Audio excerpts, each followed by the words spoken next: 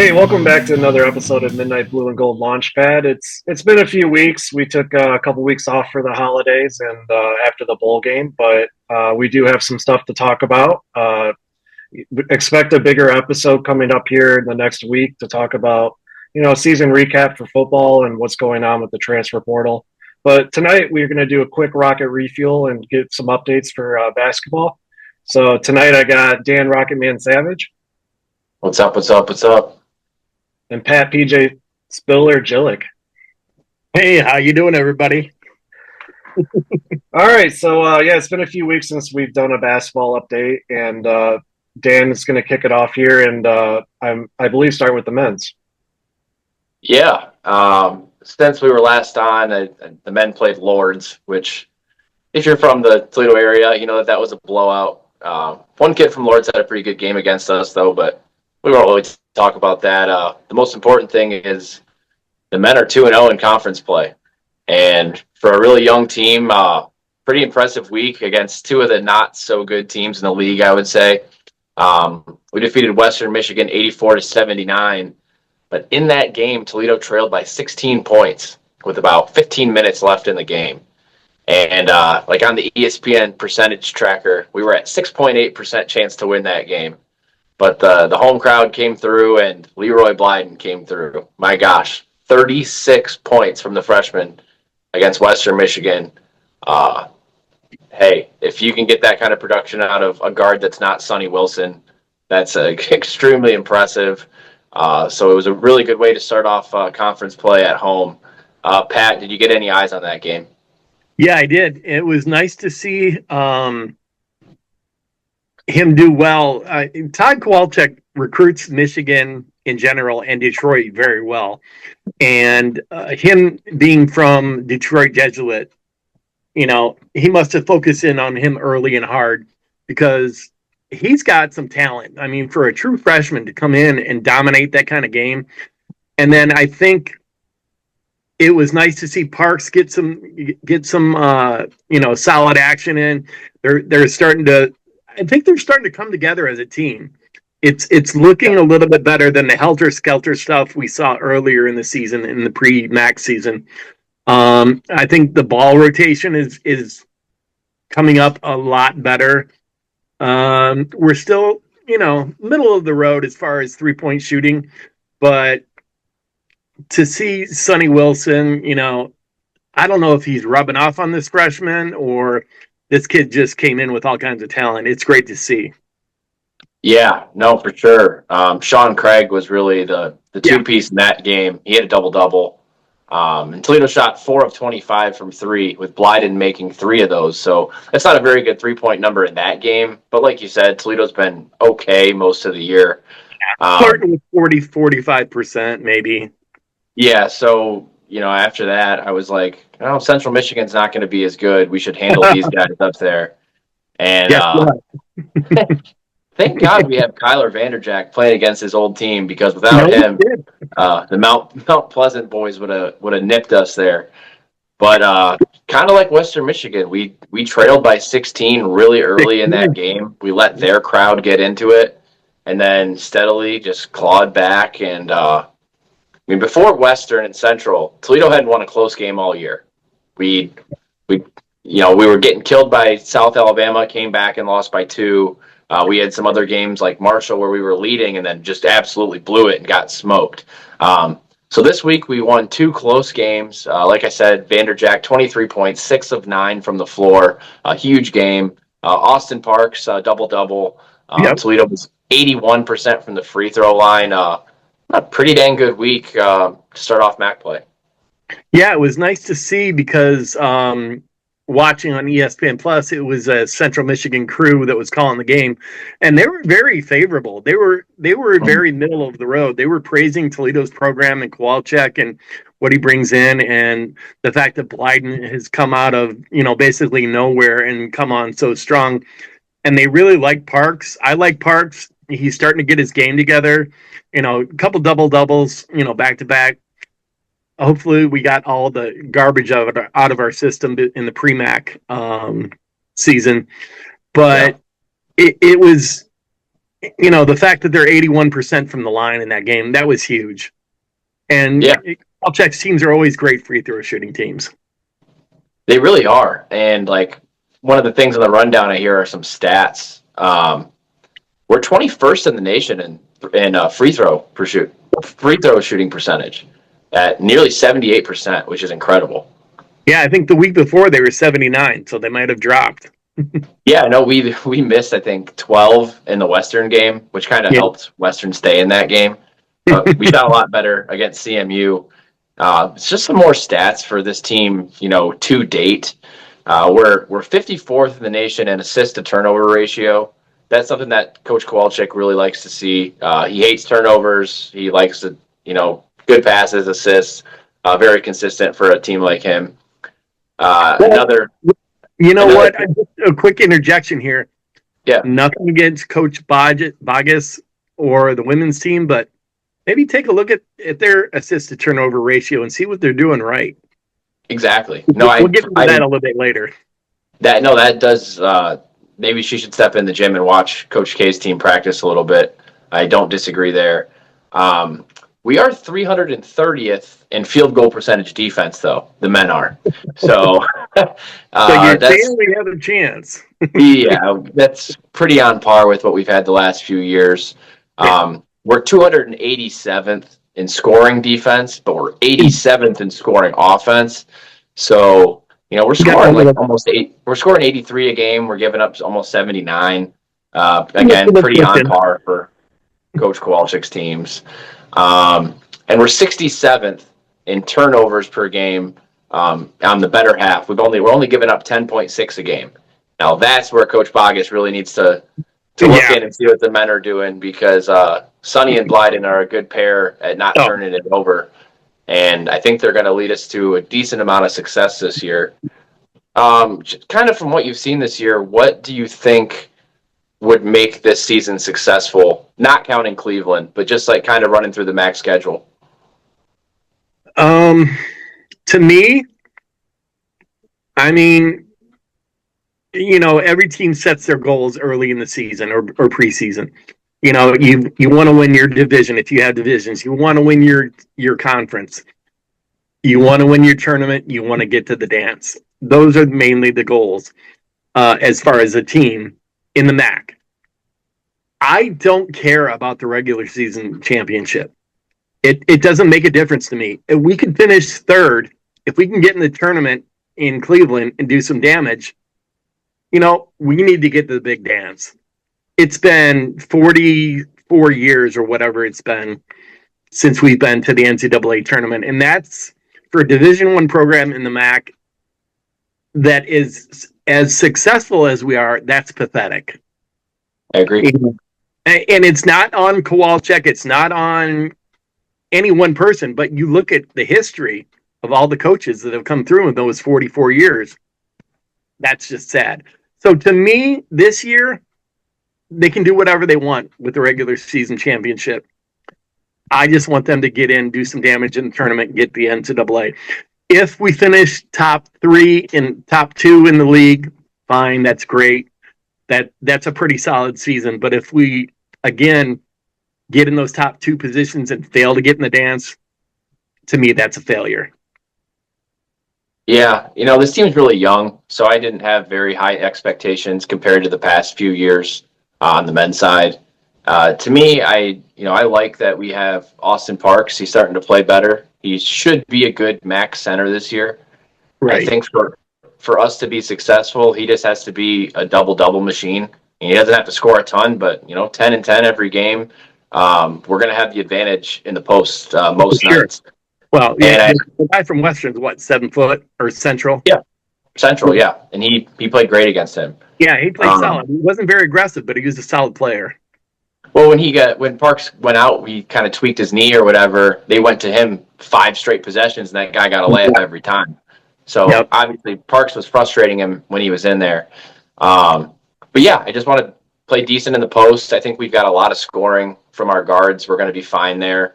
To me, I think if we go 11-7 in the MAC, we'll be in a good position, and that could be a 5 seed.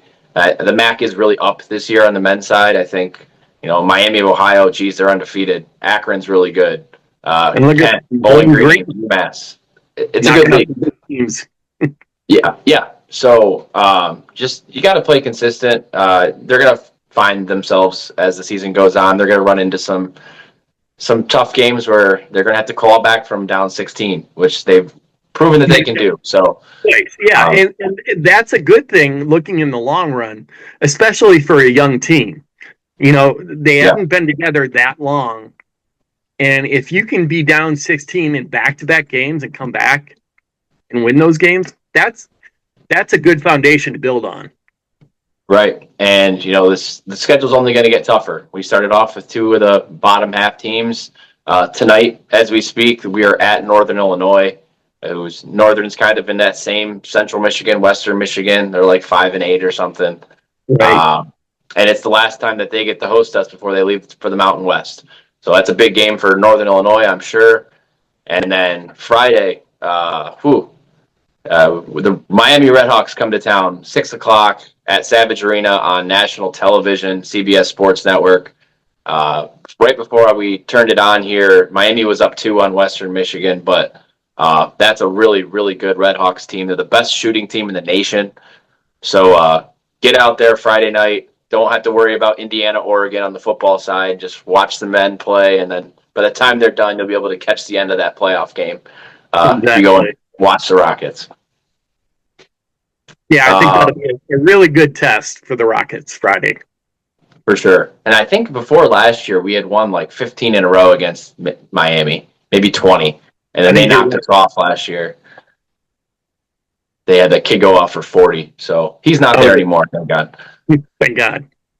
Now on to the women's side, where they started off okay. They're 1-1 in the MAC. We blew the absolute doors off of a 2-10 Buffalo team. A team that wasn't expected to be very good this year, to be rebuilding, kind of like us, but I didn't think Buffalo was going to be this bad. 79-46 was the final there. The Rockets played well when they only had 17 turnovers. And only 17. Patricia Anugba had a great game. Yeah. Probably her first real explosive game scoring. She had 19 points, and she was 3 of 5 from 3. But when she got hot there in the second quarter, she pulled up on a fast break and hit a 3. And I was like, yeah, all right, there's the confidence this team needs. If anyone's going to make 1 3 in a row, you might as well fire up another one because we need to score. Right. So if you look at her average last year from Towson, she was a 15-point a game scorer. Mm-hmm. And now she's kind of like settled into this role-playing role. And who knows? I mean, the good thing about this women's team is Ginny has gone deep on her bench all season. So I think that will help them in the long run. But yeah, you're right. Buffalo coming into that game was, I think, number 5 or 6 in the nation in rebounding. And we out-rebounded, which we're not normally a dominating rebounding team this year, but they came to play and they out-rebounded them. And I think that made a big difference in the spread of the scores. Yeah, Buffalo was like, they had a girl on their team, one of their centers or forwards that didn't play much. She came in the fourth quarter, and then Buffalo switched their lineup and they started to press. And I was like, where was this Buffalo team? Because their fourth quarter team that they put out there could have given us a game, but they just, I don't know, they played a weird lineup. They were never in sync. Toledo just dominated from start to finish. And they've got a first-year coach, don't they? Yes. Yeah. And, they were good the last couple of years. Yeah, Lisa Legit Jack or whatever, she's been at Syracuse. And then their coach from last year took another job, I believe, as well. Okay. Who was a player at Buffalo. I don't know. I'm kind of confused, but right. UB does not look like they're going to contend this year in the conference. And then the Rockets went to Millett Hall, the second game of the week, and they played Miami, which probably was maybe the projected favorite in this league. No one really thought Ball State would reload like they have. And Oh, preseason. Miami's, Miami's a good team. They shot 47% from three against us, and Toledo had 27 turnovers. And you just can't do that. You can't give up that many possessions to a team that's shooting pretty well. Because Toledo actually shot okay themselves. They shot 40% from the field, but you didn't have enough possessions, and you end up losing, was it 65 to 58, something like that. So it wasn't a terrible effort, just ball handling issues have really been our bugaboo. And Pat, we got no more Kendall Braden on the bench, so what are we going to do? She just disappeared. She Coach Bogus said she's left the program to pursue other interests, whether that's in another basketball program or just not basketball anymore. So, yeah, that kind of stinks because she got, with the couple of times she got in this year, she performed pretty well, and then the last time she got in, she was kind of shaky. But I think this team is going through some growing pains. Faith Fed Robinson is always a solid go-to person, but they can't rely on her. They can't rely on her to always score and always rebound. And it was one of the nice things was seeing that the transfers, the bigs come in the game against Miami and perform pretty well. Yeah, Bar and Kuat played it all right. Yeah. It's just the lack of like connective tissue when we mix in an extra body, and then like Carrier will be in there, and then he'll throw a good pass, but then the person's not looking for it because they haven't played too much together. It's frustrating. Right there. Yeah. And I think listening to Coach Bogus in her post game from that game, she's like, well, if we didn't have 27 turnovers, it might have been a game. 27 turnovers is unacceptable. I'm like thinking, yeah, it's completely unacceptable. I'd say you don't want to get anywhere above 13 or 14, in this day and age. And she said they've got work to do to get back to the drawing board, and I understand it's gonna be a painful growing year for them because the guard play has not been there. And that was their worst turnover ratio since the Troy game, first game of the season. They had 27 that game, 27 against Miami. So, if you're looking at trends, they're not trending in a great trajectory. Yeah, I mean, against Ohio State, we had a bunch too, but that was to be expected, and we shot okay there, and that's kind of a different ballgame. Ohio State's pressing you; you're not expected to do that much, but now they're ranked. They're a solid team. Yeah, now it's Cadence Dykstra's got to be the backup, or even going to have to play a little bit with Kendall Carruthers, because Kendall can't score and bring the ball up and break a press on her own. So the combination of Carruthers and Enugba, if that's how you pronounce her name, I'm sorry if I'm butchering it. Yeah, that's right. Is when the Rockets were performing the best on the court during that game. It was a nice combination because you've got some defensive ability with Enugba and Carruthers, ball handling, and then Enugba, when she gets the ball, she looks for different passes. I don't know whether it's set up that way with their set offense and their half court offense, but she's just not working the perimeter. She's looking inside for a kickback or whatever. Whereas, Dykstra in the past and Carruthers, they just work the perimeters as far as their initial passes. Yeah, Dykstra is she's got a really quick first step, and she'll beat her man to the basket, and she just never looks to shoot. She'll make a great pass, but it's just like, dude, you're at the rim, just make a layup. And she did that a couple times this weekend against Buffalo in the first game, at least. She would the shot clock would run out, and she'd have to take a shot, and she'd make like a great, looks like a Mike and drill, hook shot off the backboard. It's like, see, you can score, Cadence. Like, you don't always have to look once. I mean, she'll be wide open and just pass it. So she's got to get her confidence back if we're going to do anything. I'm sure Ginny's in her ear too. Take that shot, because I don't think she's looking for that pass. Yeah, this team just doesn't have enough scorers to to pass up good looks, really. Right. And to dominate. Yeah. So here are some stats in MAC play for the ladies. We're 10th in the MAC in offense at 65 points a game. We're 6th in defense at 65.1 points. So we're scoring as much as we're giving up. But we're 3rd in field goal percentage. We're at 43.1%, which is really good. We just turn the ball over so damn much, we're not getting shots up. Exactly. We're 10th in 3-point percentage, which I thought it'd be worse. We're shooting 27.7% from 3. We're 12th in 3-point defense at 33%. We're 12th in opponent field goal percentage at 43.8. We're 4th in turnovers, which again, I'm surprised we're not higher at 19.2 per game. Who's turning and we're more than us? Yeah, exactly. Buffalo is one of them. And we're 11th in turnover margin at minus 3.08 per game. So you clean up the turnovers, we actually are scoring okay, even though we're not making threes. It solves a lot. Yeah. Turnovers. So what would make this season a success after you've seen, half the year play out on the women's side? For me, I would say to be a success if we can turn that ball back over to us instead of turning it over to the other team. Get rid of the turnovers. You finish middle of the pack, upper middle of the pack in the regular season.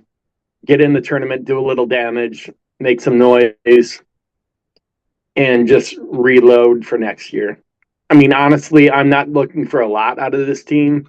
They're not going to go on a run and get into the NCAA or an NIT even, unless Coach Boggess completely proves me wrong and can wrangle them in the last half of the season. It would be nice to see them clean up the turnovers. I think if they do that, then maybe we could slip into the tournament for the MAC. But we knew coming in this year, you're losing 3 of your rotational bigs with a ton of minutes, and Sammy. It's like Sammy Karados. That's tough, really tough. Sammy was the post on the floor. Yeah, I mean the amount of minutes that Sammy would play a game was just astronomical, and losing your floor general like that, we knew this year was just going to be a little bit of a downturn. But let's see what they can do in MAC play.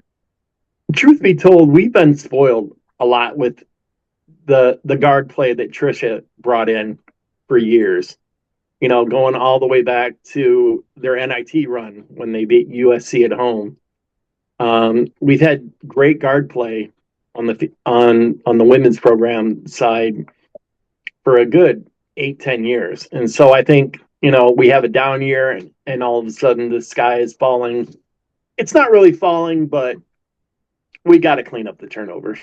Speaking of Tricia, I did want to give a shout out for her 500th win as a coach, and they made a comeback win against Virginia Tech. They won 75-67. So big shout out to her. She was awesome at Toledo, friend of the pod, and couldn't be happier for her. Yeah, congrats to her. She's a special kind of coach, and she deserves all accolades coming her way. Yeah, I agree. Very, very cool to see that. For me, the success is pretty much echoing what you guys said. Just make the tournament. You got to get in the top 8. There's 13 teams. I think, as we saw, the bottom of the league is pretty bad. So we should be able to make it. I want to be able to beat Bowling Green at least once too. That would be nice. And let's get those. Let's get those turnovers below 16 a game. We're at 19 right now. That means we'd have to have a bunch of 12 and 13 games to get it down. And we'll have a chance to win those because we are pretty efficient inside when we shoot the ball. And, just got to see who else is going to emerge to help out Kendall Carruthers in the scoring department. Because we might have to win a lot of games, 60-58. Yeah, exactly. And there's nothing wrong with that because that's just going to build character and build stamina if the women stick around, for the next year. Very true. Now the ladies will play Ball State Wednesday night at 6:30 down in Muncie at Worthen Arena. Ball State's really good. They're 3-0 in the MAC. They're 11-4 overall. They played a very, very tough schedule. They've already beaten some power teams. So Bree Salenbine is their player to stop. 15.4 points a game, over 8 rebounds, over 3 assists. She's 6'2". She's a senior from Adrian. She's a beast. You stop her, well, we might have a chance. The FPI does not like our shot, so gonna be a tough one. And then Saturday night, the Rockets come home and play Western Michigan at 2:00. Hopefully that'll be a better result, because I don't feel good going into this Ball State game. Yeah, they've got a lot of new faces on their team, but it's the same program. Brady just has the same program year after year, and it's a winning successful quotient or whatever. He's just figured out the way to win, and I think you plug all these new players in. Shit, they're 3-0 and they're only got 4 losses on the season, and it could get ugly. Hopefully it doesn't, but we'll see what we can do. Yeah, hopefully Saturday Evan Carrier takes a book out of Kyler Vanderjack's a little note out of Kyler Vanderjack's book and plays her old team very well, because she was a Western Michigan Bronco last year, and she's been getting a lot more minutes off the bench this year as our backup center, and she's been very formidable in Diallo's role when she's been on the bench. Just a quick side note, I don't like to come down on any player or badmouth any player, but I don't see the advantage of Diallo being in there when she's in. She just, to me, just as a fan, not as a basketball commentator or anything, she looks slow. She looks confused when she gets the ball. She's scoring okay, but I just don't see the big advantage of having her in there. She's got a couple block shots. That's nice, but I'm just burying myself. Our post play hasn't been terrific, especially we're comparing it to what we saw over the last 3 years with Cook and Nan and Hannah. So she's a little undersized too compared to what we've had, and then you have like a Carrier and a Puat off the bench who are tall and lean, but you kind of need that size to be able to bang down low, and Diallo's really the only player we have with that. So she's had her games, like I think the Gonzaga game, she had like 5 steals. But we haven't really seen that since, and she's a good free throw shooter. But outside of that, I kind of agree. She misses a lot of bunnies.